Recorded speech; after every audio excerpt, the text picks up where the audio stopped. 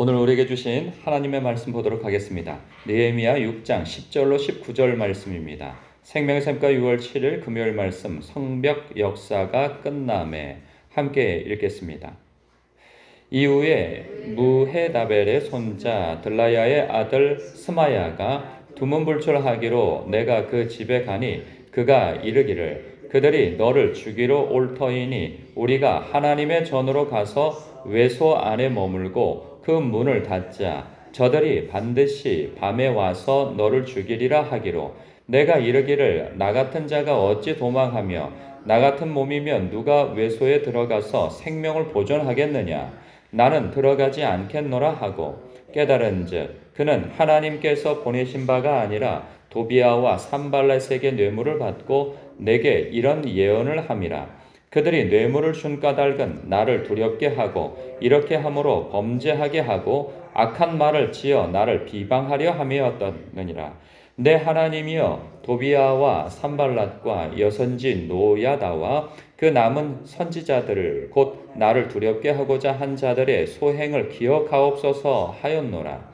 성벽 역사가 52일 만에 엘룰월 25일에 끝남에 우리의 모든 대적과 주위에 있는 이방 족속들이 이를 듣고 다 두려워하여 크게 낙담하였으니 그들이 우리 하나님께서 이 역사를 이루신 것을 알미니라. 또한 그때 유다의 귀족들이 여러 번 도비아에게 편지하였고 도비아의 편지도 그들에게 이르렀으니 도비아는 아라의 아들 스가냐의 사위가 되었고 도비아의 아들 여호하난도 레베가의 아들 무슬람의 딸을 아내로 맞이하였으므로 유다에서 그와 동맹한 자가 많음이라. 그들이 도비아의 선행을 내 앞에 말하고 또 내 말도 그에게 전하매 도비아가 내게 편지하여 나를 두렵게 하고자 하였느니라. 아멘. 이 성벽 공사가 거의 끝나갈 무렵에는 그 대적자들이 아주 총력을 기울여서 느헤미야를 넘어뜨리려고 함을 보게 되어져요. 유대인들에게 영향력 있는 이 사람들이 이 매수되어서 이 대적자들을 돕는 것까지도 나오게 되어지죠. 보니까 14절에 하나님을 향하여서 그 기도하는 속에서 누가 그러니까 영적인 지도자들이라 자처하는 자들까지도 나서서 느헤미야를 대적하고 이 성벽의 세워짐을 방해하는 사람들 속에 끼어 있음을 보게 되어져요. 거기에서 도비아와 산발락과 여선지 노다야 그리고 그 남은 선지자들 그들이 그 느헤미야를 두렵게 하고자 하여서 이 악한 일들을 꾸미는 것을 보게 되어져요. 그런데 이 사람들이 왜 매수가 되었을까 생각해 보면 유다의 유력한 자들까지도 다 이 산발락과 도비아와 게셈 사람, 아라비아 사람 게셈 이러한 사람들과 그 통혼이 되어져서 집안을 맺고 있는 까닭이라 하는 그 표현이 나와요. 17절에 유다의 귀족들이 하면서 그들이 도비아와 사돈관계를 맺고 있다라는 것을 증언하고 있죠. 그러한 까닭에 3장 5절에 보면 유다 백성들이 전부 다 혼연일체가 되어져서 성벽을 맡아서 쌓아 올리고 있을 때 유다의 귀족들은 함께하지 않았다라고 얘기가 나오잖아요. 그러한 까닭에 여기서 보니까 17절에 이러한 까닭에 함께하지 않은 이유가 여기서 밝혀지게 되어지는 거죠. 유다의 귀족들이 도비아에게 편지하였고 도비아의 편지도 그들에게 이르렀는데 왜 그렇게 했는가? 도비아는 아라의 아들 스가냐의 사위가 되었고 도비아의 아들 여호하난도 베레가의 아들 무슬람의 딸을 아내로 맞이하였으므로 유다에서 그와 동맹한 자가 많다 이런 얘기를 하죠. 그러면서 이들이 나서서 무엇을 하고 있는가? 끈아풀 역할을 하는 거죠. 그래서 이 도비아에게 가서 느헤미야가 어떤 일들을 진행하고 있는지를 내부에 있으니까 그걸 소상히 가서 밝히고 내부의 그런 정보들을 거기에다가 막 갖다 주는 거죠. 그리고 그 앞에서 막 성토를 하고 하는 거예요. 또 반면에 느헤미야에게 와서는 도비아가 얼마나 선한 일들을 많이 하는가, 그리고 그가 얼마나 균형 잡힌 사람인가, 좋은 지도자인가를 선전하고 있는 거예요. 이런 걸 보면 무슨 생각이 드냐면 이 세속적인 그 그리스도인들이 이제 밖에 나가서는 교회 욕을 하고 또 교회에 들어와서는 세속적인 것에 대해서 막 이야기를 풀어놓는 마치 그러한 느낌을 받게 되어집니다. 여러분, 우리가 이 느헤미야서를 묵상하면서 그런 생각을 갖게 되어질 수 있어요. 나를 느헤미야로 보는 거죠. 그래서 내가 느헤미야 편에서 어떻게 사명을 가지고 어떻게 역사를 펼쳐가고 이렇게 생각하는 거 묵상에 합당한 그 중심일 수 있어요. 그러나 우리는 생각에 어쩌면 이 느헤미야와 하나님의 역사를 방해하는 자의 편에 설 수도 있다 하는 생각을 가져볼 필요도 있습니다. 그러니까 이들은요, 자신들이 나쁜 일을 또 하나님을 대적하는 일을 한다고 생각지 않고 그러고 있는 거예요. 그러면서 내가 다 교회를 생각해서 그래. 교회는 자정 능력이 없어. 하면서 목사를 욕하고 성도를 욕하고 또 교회에 누구를 믿지 않는 사람 앞에서 막 성토를 하고 욕을 하고 그렇습니다.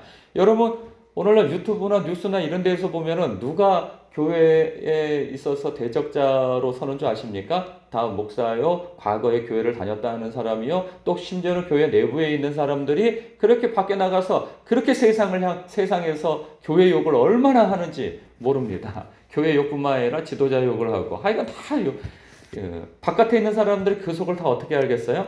물론 잘못한 것에 대해서는 드러나야 할 것이고, 그것은 하나님의 심판을 받고 하나님으로부터 매도 맞아야 하는 것이죠.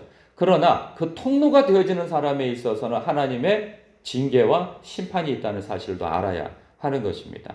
뿐만 아니라 바깥에서 그럴 뿐만 아니라 안에 들어와서도 이 세속적인 것에 대하여서 세상에 이런 것들을 교회가 추구해야 되고 이런 거 따라해야 하고 하면서 성령의 충만함을 받고 기도와 말씀과 그리고 하나님의 뜻 가운데에서 일을 해나가기보다는 이런 것은 미련한 것으로 보고 세상의 경영적 방법을 사용하여서 행하는 것은 지혜로운 방법이라고, 물론 그것을 다 나쁘다고 할 수는 없고 폄하하거나 그것을 대적할 필요는 없으나 그것이 우선이 되어져야 하는 것처럼 그렇게 선전을 하고 세상 것에 대하여서 교회에 끌고 들어와서 세속화해 나가는데 앞장서는 것도 우리가 조심해야 한다는 거예요. 자신도 모르게 교회에 와서 내가 무슨 말을 많이 하고 사나, 밖에 나가서 내가 무슨 말을 많이 하고 사나, 이것도 돌아볼 필요가 있는 것입니다. 잘 의식하지 못해요. 이 말씀으로 나를 비추어서 묵상해보고 나를 성찰해볼 때 그것이 깨닫게 되어지는 것이죠. 그런가 하면 선지자라고 일컬어진 사람들의 예언을 하는데 행위의 예언을 하게 되어져요.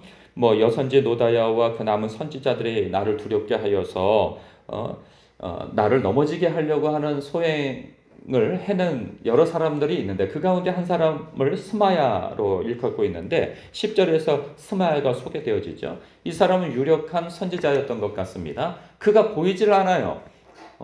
느헤미야는 기도하는 사람인지라 선지자들의 이 영적인 도움도 받아서 이 역사를 펼쳐가고 또 격려를 받고 하여서 이 일들을 진행하고 있는데 스마야가 상당히 이 영향력 있는 영적인 지도자 측에 속한 것 같은데 이 사람이 보이지 않으니 찾아갑니다. 그랬더니 그가 하는 말이 우리가 하나님의 전으로 가서 외소 안에 머물고 그 문을 닫아 저들이 반드시 밤에 와서 너를 죽일 것이니 우리가 가서 거기서 피하라고 하나님께서 나에게 이런 예언을 하셨소 라고 하여 거짓 예언을 말하는 거죠. 아무리 들어도 이게 이해가 안 가는 거죠. 외소라 하면은 이 지성소 내지는 성소입니다. 그러니까 이 본문 살피기에서 보면 지성소라 소개가 되어져 있는데 제가 볼 때는 성소로 보여져요. 그러니까 지성소는 대제사장이 1년에 한 번 들어갈 수 있는 장소이고 누구든지 거기 들어가면 죽임을 당하게 되어집니다. 뿐만 아니라 성소는 제사장만 들어갈 수 있게 되어졌어요. 그 제사장만 들어갈 수 있는 곳에 일반인이 들어갈 수 없는 거예요. 느헤미야가 아무리 자신이 정치 지도자이고 하나님의 일을 한다고 할지라도 그 안에 들어갔다가 과거에 어떤 왕은 문둥병까지 걸렸단 말이죠. 교만하게 들어갔다가 그런 곳에 누가 들어갈 수 있습니까? 자기의 목숨을 구제하기 위해서 거기에 들어간다? 있을 수 없는 일이죠. 이거 분명히 하나님께서 주신 예언이 아니고 거짓 예언이다 하는 것을 간파하게 되어집니다. 그러니까 괜찮다 이런 거죠. 영적인 지도자가 괜찮다. 그리고 무엇인가 자신보다 더 많이 기도하고 자신보다 더 이 영적인 영도력이 있는 사람의 말이 옳은 것처럼 영향력을 행사하지만 그가 거짓 예언을 할 수도 있다는 것이죠.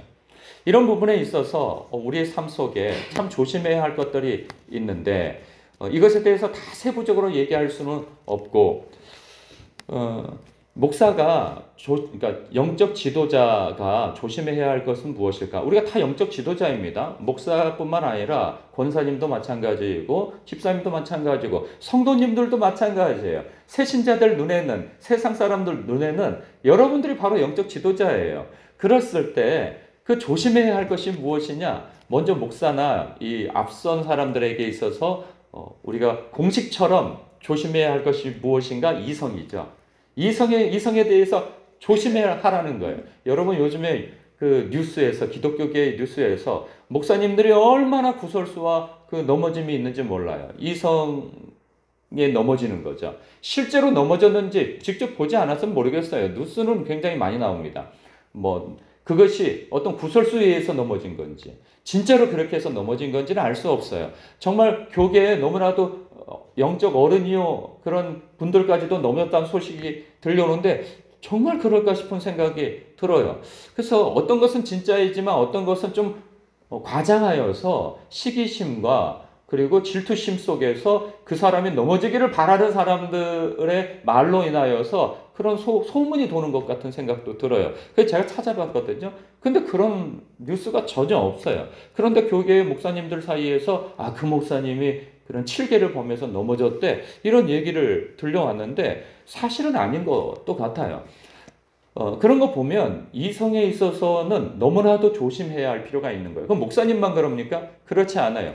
교회 안에서 어쨌든 이성 간에 다 큰 어른이 너무 친밀감 있는 그런 스킨십과 그리고 이 교회 바깥에 나가서 함께 다닌다든가 유부녀와 남자가 같이 우리 같은 교인이니까 하면서 같이 밀착되어져서 다닌다든가 그리고 스스럼 없이 대한다든가 이런 것들은 이웃 사람들한테 그냥 구설수에 오를 수 있는 그런 모습들이란 말이죠.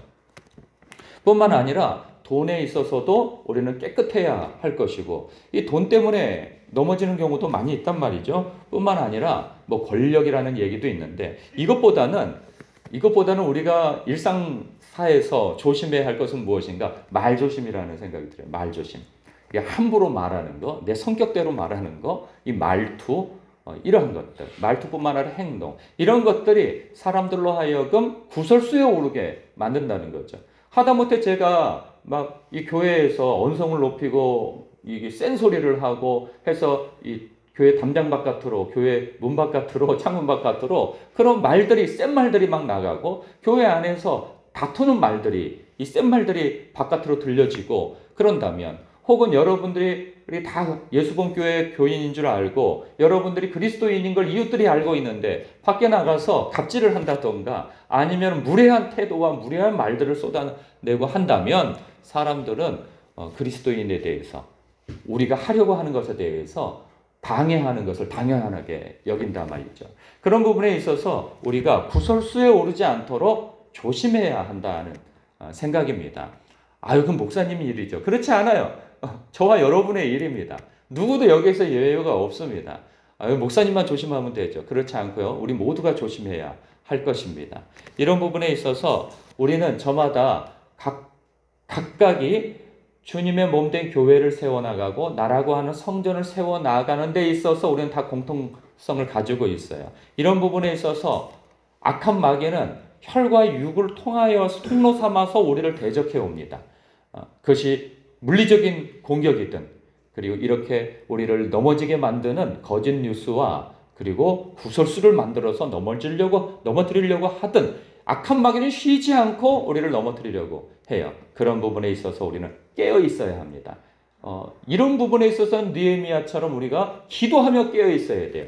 느헤미야가 단순히 머리만 명석해가지고 깨어 있는 게 아니에요. 그가 보면 14절에 이 성경 내내 그는요 어려움에 처했을 때 늘 그 과정 속에 하나님과 동행하고 있음을 우리는 확인할 수가 있어요. 14절에 보세요. 내 하나님이여 도비야와 산발락과 여선지 노다야와 그 남은 선지자들 곧 나를 두렵게 하고자 한 자들의 소행을 기억하옵소서. 성령께서 그에게 사명을 주셨을 뿐만 아니라 성령께서 지혜도 주세요. 그런데 그 지혜를 어떻게 해서 받을 수 있어요? 그가 하나님과 동행하려고 하고 매 순간 하나님과 함께하고 하나님께 묻고 그리고 하나님과 상의하고 하는 그 기도하는 생활 속에서 이 모든 위기를 건너갈 수 있었던 것이죠. 우리가 말씀과 기도로 깨어 있어야 할 것입니다. 기도하겠습니다.